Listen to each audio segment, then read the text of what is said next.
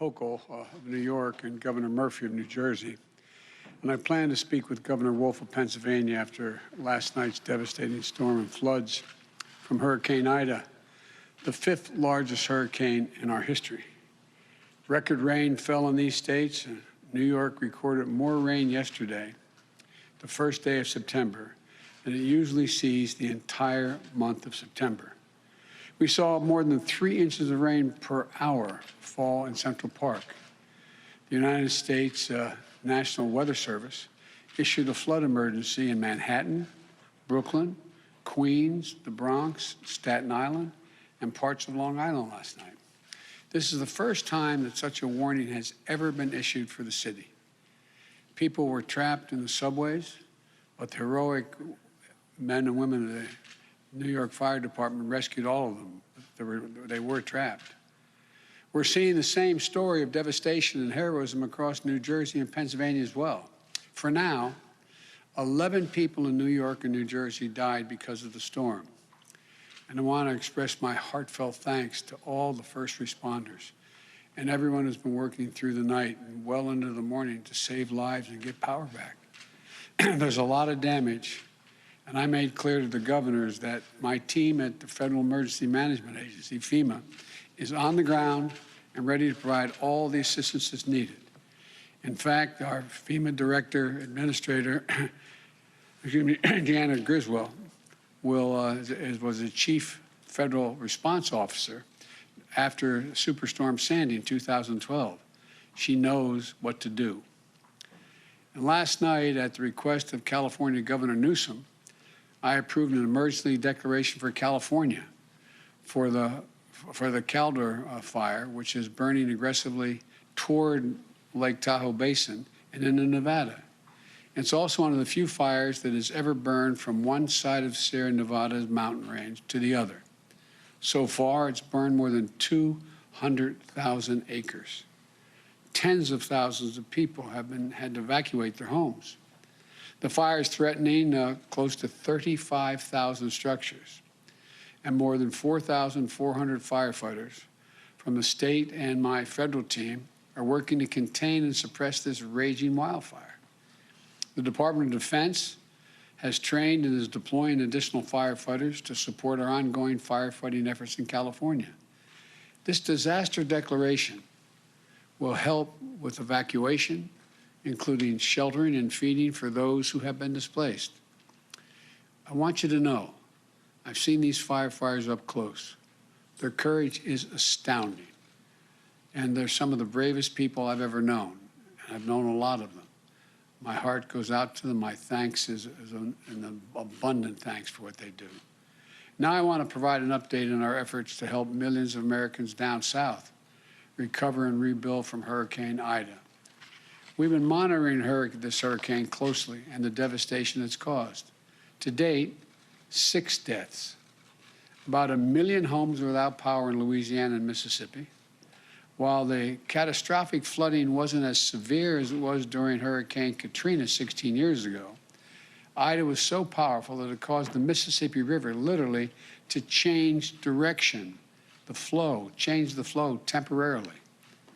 The good news is that as a result of significant multi-billion-dollar federal investment in the levee system around Metro New Orleans, it held, it was strong, it worked. But too many people and too many areas are still unprotected and saw a storm surge and flooding that was devastating.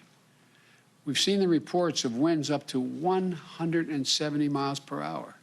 It's not been confirmed yet by FEMA, but 170 miles an hour, causing unimaginable damage with debris and down power lines, making roads impassable, and slowing response efforts to save folks and property. You know, the people continue to shelter in place. Tomorrow, I'll be traveling to Louisiana to meet with Governor John Bel Edwards, as well as the parish presidents and mayors, and the local officials representing the affected areas. Governor Edwards encouraged me to come and assured me that my visit will not disrupt recovery efforts on the ground. That's what I wanted to be sure of. My message to everyone affected is we're all in this together. The nation is here to help. That's the message I've been making clear to the mayors, governors, energy and utility leaders in the region whom my administration has been working closely with over the past few days. Working with governors in the area, even before Ida made landfall, I issued emergency declarations for Louisiana and Mississippi to help us respond quickly. FEMA pre-positioned more than 4.3 million meals and more than 3 million liters of water and other critical resources in the region before it hit. We deployed more than 250 generators, and we're working to getting more into the area, especially to hospitals in desperate need of them. The Department of Health and Human Services deployed a 250-bed federal medical shelter in New Orleans and 5 medical assistance teams available throughout the state. Since the hurricane hit, more than 6,000 members of the National Guard have been activated in Louisiana, Mississippi, Alabama, and Texas, and other states to support search and rescue and recovery efforts.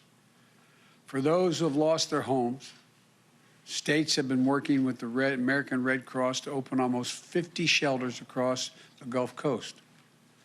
We know that there is much to be done in this response on our part. We need to get power restored. We need to get more food, fuel, and water deployed.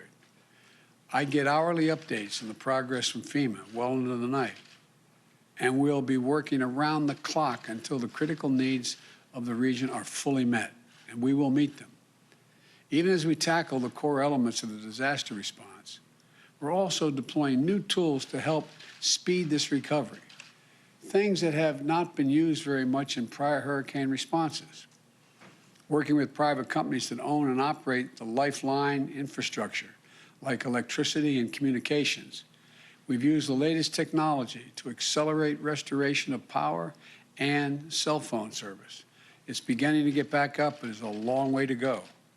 For example, to minimize the amount of time it will take to get the power back to everyone, I've directed the Federal Aviation Commission, the FAA, to authorize the use of surveillance drones to assess Ida's damage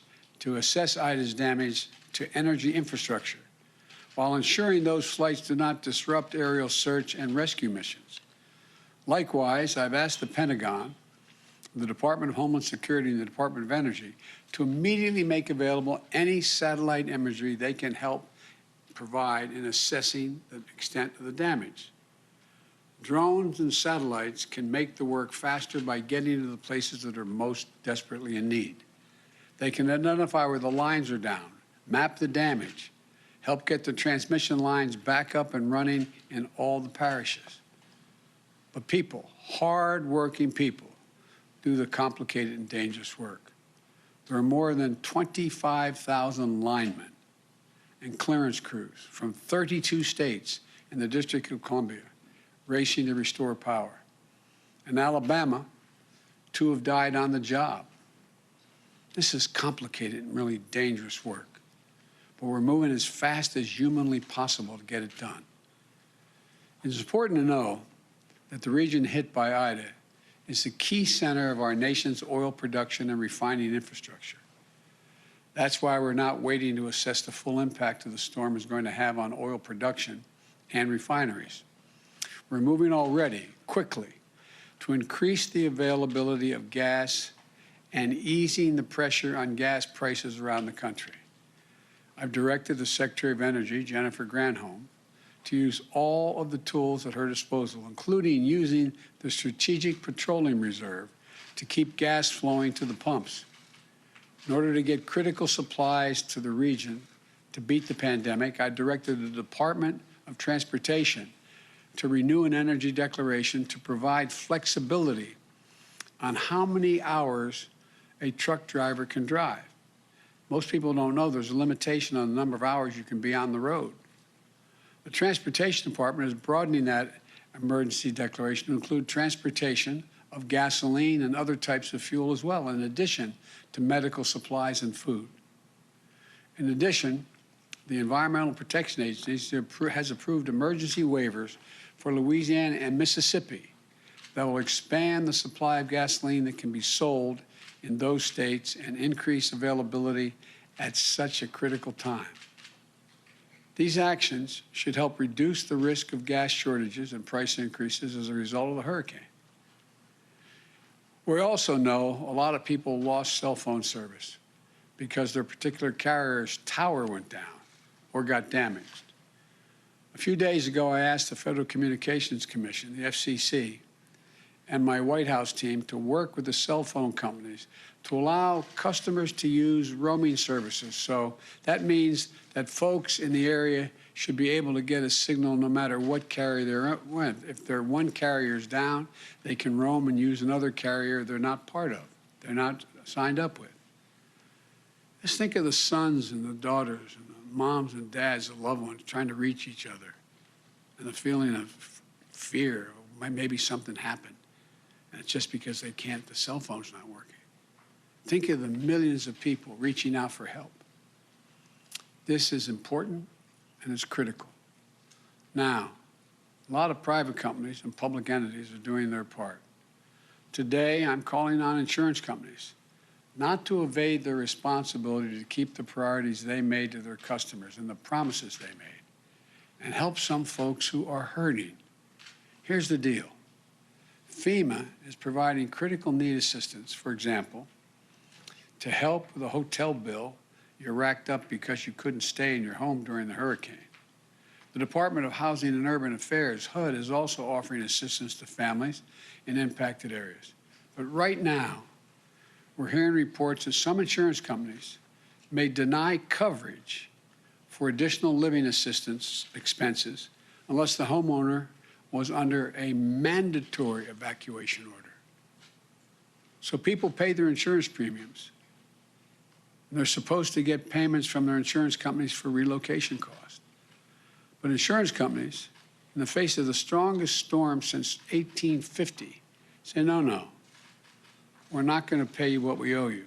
Because the fact is, parishes in Louisiana, like New Orleans and St. John's, issued a voluntary evacuation order at first and may not have even had enough time to make a mandatory one as the storm moved in so fast. Other parishes, a voluntary evacuation order suggested that residents could try to protect themselves by sheltering in place against the ferocious winds. We can all understand why folks felt safest leaving their homes and going elsewhere, out of the path of the devastating storm.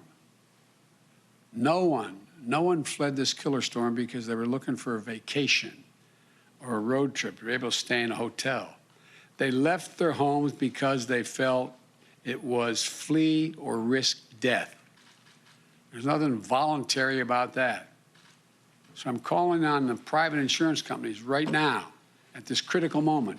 Don't hide behind the fine print and technicality. Do your job. Keep your commitments to your communities that you insure. Do the right thing and pay your policyholders what you owe them to cover the cost of temporary housing in the midst of a natural disaster. Help those in need. That's what all of us need to do. That's what we're trying to do. FEMA has pushed out $77 million to the people of Louisiana so far, individuals. My message to the people of the Gulf Coast, who I'm going to visit tomorrow, we are here for you. And we're making sure the response and recovery is equitable so that those hit hardest get the resources they need and are not left behind. Whether you're a homeowner, a renter, a parent, a small business owner, no matter who you are, if you live in the affected area, please visit disasterassistance.gov. Go online and visit disasterassistance.gov to find help now. That's disasterassistance.gov. Or call 1-800-621-FEMA, F-E-M-A. 1-800-621-FEMA, F-E-M-A. That's 1-800-621-3362. There's help you can qualify for right away. I've tasked my senior advisor, Cedric Richmond, New Orleans neighbor and former congressman from Louisiana's 2nd District for 10 years to lead this relief effort.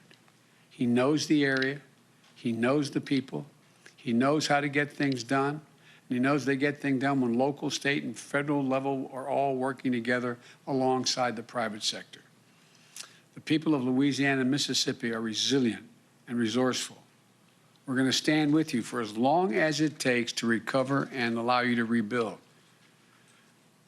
And to the country, the past few days of Hurricane Ida and the wildfires in the West and the unprecedented flash floods in New York and New Jersey is yet another reminder that these extreme storms and the climate crisis are here. We need to be much better prepared. We need to act. When Congress returns this month, I'm going to press for their action on my Build Back Better plan.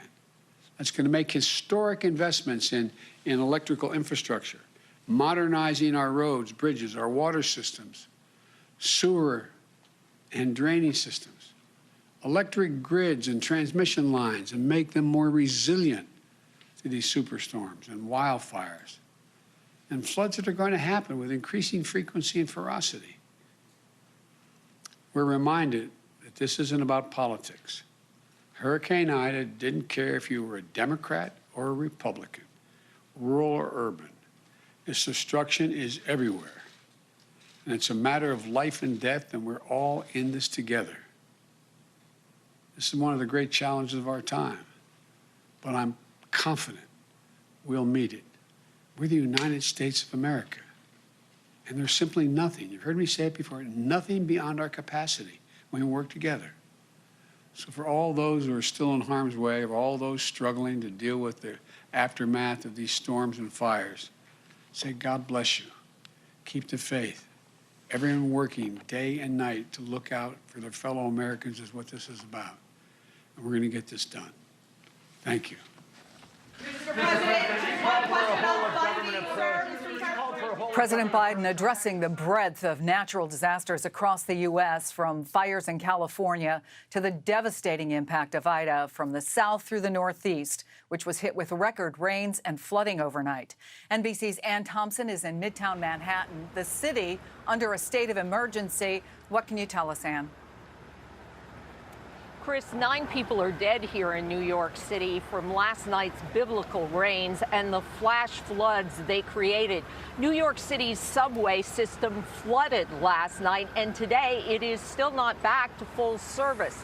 There are many delays and suspensions along this system that keeps this city of more than 8 million people connected. The MTA is urging people that if you don't have to travel today, please do not. This is really turned into a transportation story throughout the area. We're seeing mass transit having big problems on Long Island, in New Jersey, Connecticut, and elsewhere in the state of New York. At New York's 3 major airports, LaGuardia, Kennedy, and Newark, there are delays and cancellations. In fact, even at Newark Airport last night, there was severe flooding. All this is showing us that our aging infrastructure system is no match for climate change. Chris? In fact, across New York and New Jersey, we heard stories of harrowing rescues overnight, and including some on the subway system. Those are ongoing, as I understand.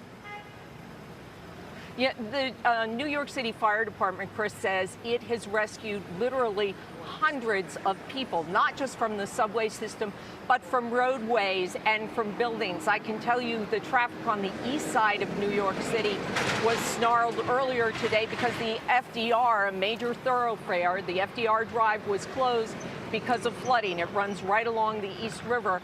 And when that's shut down, all that traffic has to go somewhere, and it's come on to the main streets and side streets of Manhattan.